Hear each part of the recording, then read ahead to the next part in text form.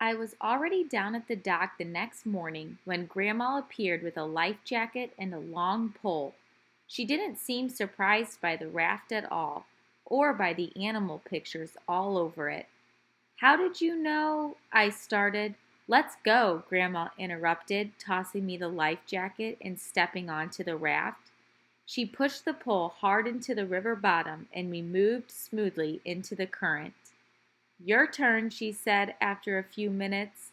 She showed me how to hold the pole and push, and I pulled us to the middle of the river. Even there, the water wasn't over my head.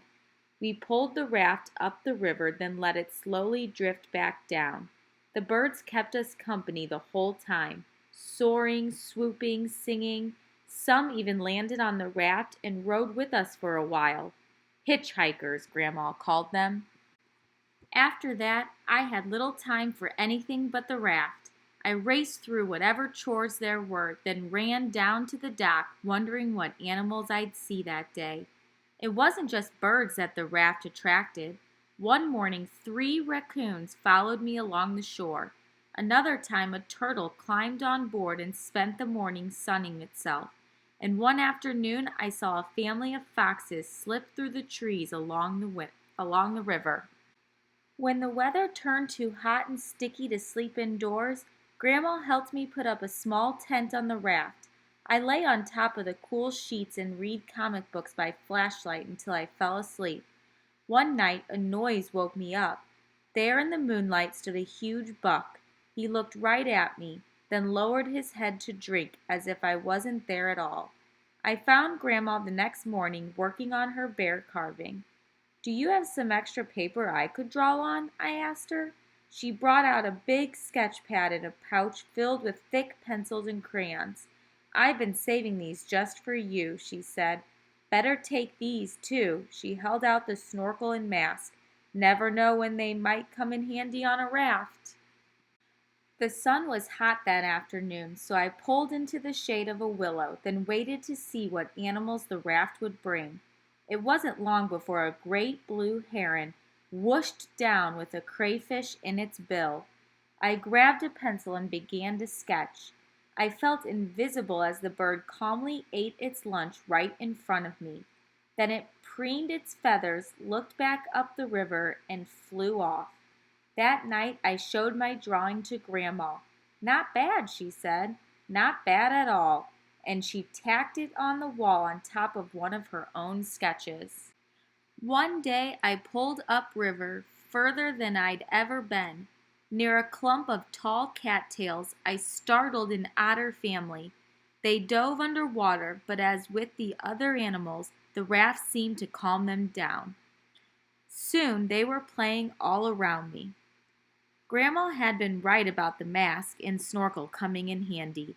I slipped them on, then hung my head over the raft and watched the otters play, chasing fish, chasing each other, sometimes just chasing their own tails.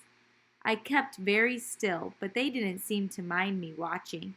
They played they played keep away with a small stone, then tug of war with a piece of rope. It was like they were showing off for me. They even let me feed them right out of my hand. Some mornings, Grandma would make a bag full of sandwiches and a thermos of icy lemonade.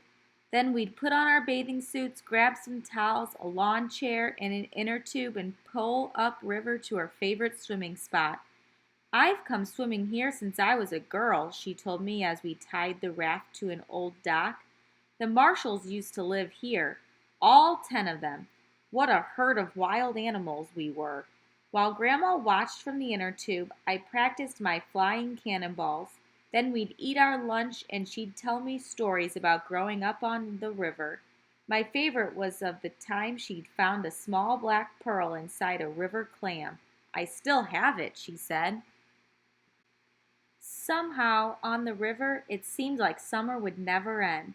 But of course it did. On my last day, I got up extra early and crept down to the dock. The air was cool and low, pearly fog hung over the river. I untied the raft and quietly drifted downstream. Ahead of me, through the fog, I saw 2 deer moving across the river, a doe and her fawn. When they reached the shore, the doe leaped easily up the steep bank, then turned to wait for her baby. But the fawn was in trouble. It kept slipping down the muddy bank. The doe returned to the water to help, but the more the fawn struggled, the deeper it got stuck in the mud. I pushed off the river bottom and drove the raft hard onto the muddy bank, startling the doe. Then I dropped into the water. I was ankle deep in mud. "You're okay," I whispered to the fawn, praying that the raft would calm it. "I won't hurt you." Gradually, the fawn stopped struggling, as if it understood that I was there to help. I put my arms around it and pulled. It barely moved. I pulled again, then again. Slowly, the fawn eased out of the mud, and finally it was free. Carefully, I carried the fawn up the bank to its mother. Then quietly I returned to the raft. From there I watched the doe nuzzle and clean her baby, and I knew what I had to do. I pulled the stub of a crayon from my pocket and drew the fawn, in all its wildness, onto the old gray boards of the raft.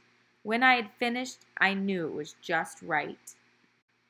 After supper, I showed Grandma my drawing of the fawn and told her my story.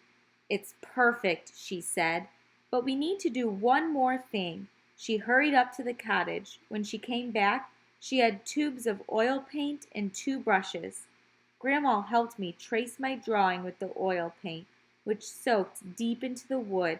"That'll keep it," she said. "Now you'll always be a part of the river."